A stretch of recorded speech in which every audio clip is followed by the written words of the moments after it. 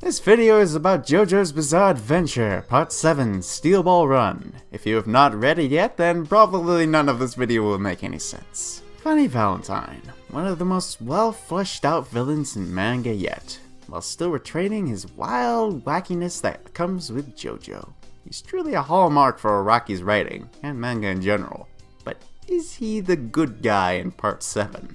Well, the community would tell you yes. People generally see Valentine as the hero of Part 7, and from first glance, it's not hard to see why. Valentine's motives are seemingly selfless.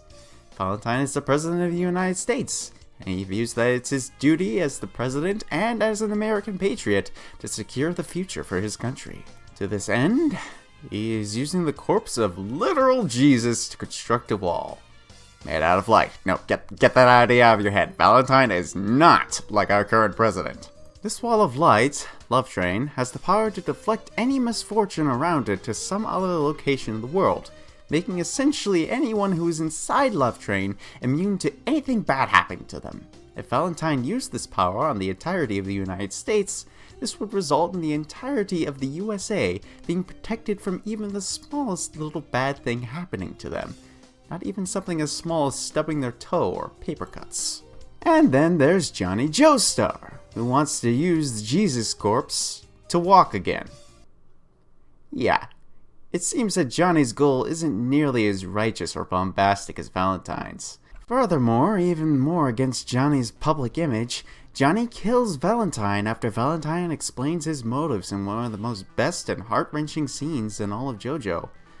But let's look at that scene a little bit more carefully. Valentine is trapped, backed into a corner. Johnny has bypassed his dimensional wall and is hit him with an attack that holds him in place in all dimensions. To make matters worse for Valentine, Johnny is pretty pissed because Valentine had cut Johnny's hand off, slit his beloved horse's throat, and killed all of Johnny's friends, including Gyro Zeppeli, all in one afternoon and right in front of Johnny's eyes.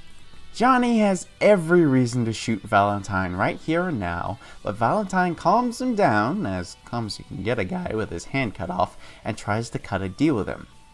Valentine can break open dimensions and pull people and objects from those dimensions back into his.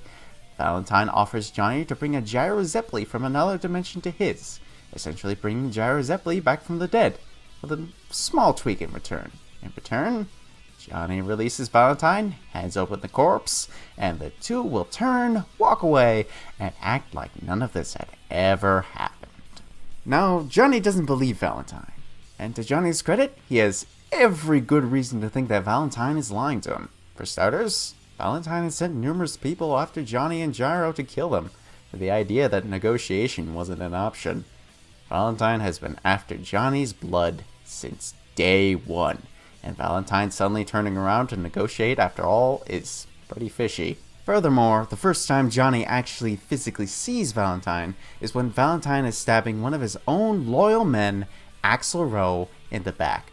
There's bad first impressions, and then there's shooting someone who's loyal to you through the neck.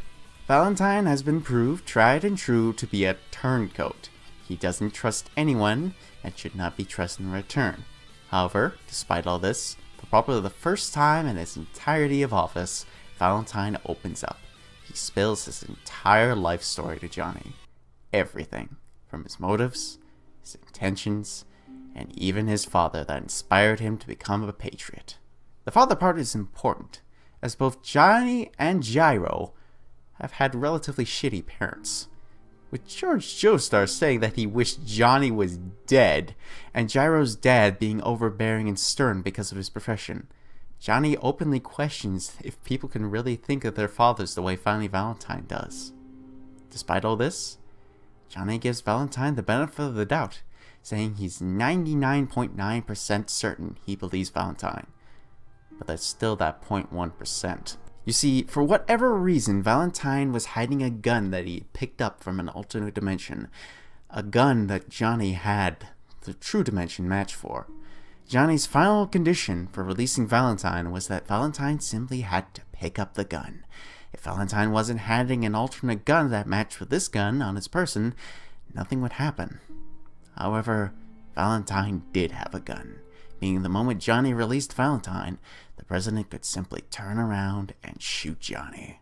The deal was off.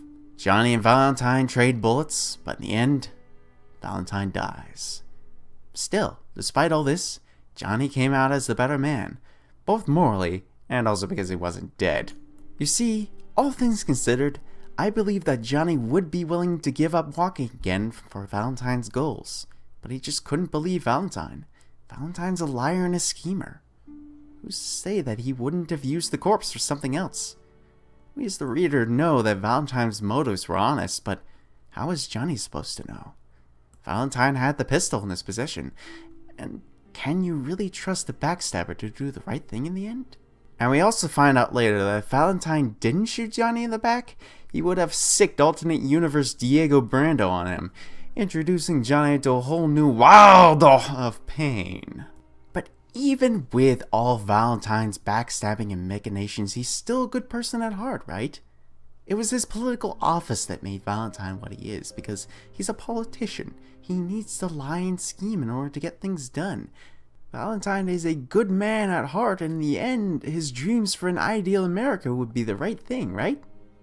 Right? Wrong! Time to crunch some numbers. Steel Ball Run takes place in the 1890s, during which the estimated population of the world varies, but all the sources I look at seem to agree it was 1 billion or over, more often over, but I shall simply take the lesser number for the sake of ease. The population of the USA, by census, was 62,979,766. I'll round that up to 63 million for the ease of math. Putting the ratio of the US's population to the world population, for every 100 people, only 6.3 of them are American. That's not a simple majority, that's a vast majority with the word vast in all capital letters. To put it as a percent, 95.7% of the planet was not American. And those 95.7% were doomed if Valentine got his way. While Valentine and his 6.3% live with all the world's joys and riches, the larger part of the world is doomed to live with every misfortune possible. Their lives would be miserable, without even a shred of joy or hope in them, until the day they die. If they die. Maybe the corpse thinks immortality is a curse and inflicts that upon them. And then there's Johnny, who is using the corpse to walk. Who gets hurt because of that? Do literal millions have their entire lives ruined directly because of Johnny walking? No. No one is harmed directly because of Johnny's wish to walk again. It's true that Johnny's goal is selfish, but it doesn't cost anyone their lives or livelihood. Johnny may not realize it, and he may not even care, but him shooting Valentine in self-defense saved millions. I guess in the end, cosmic power like the corpse was never meant for large things like Valentine had planned. It's like Stephen Steele said after alternate universe Diego's death, the corpse belongs to no one.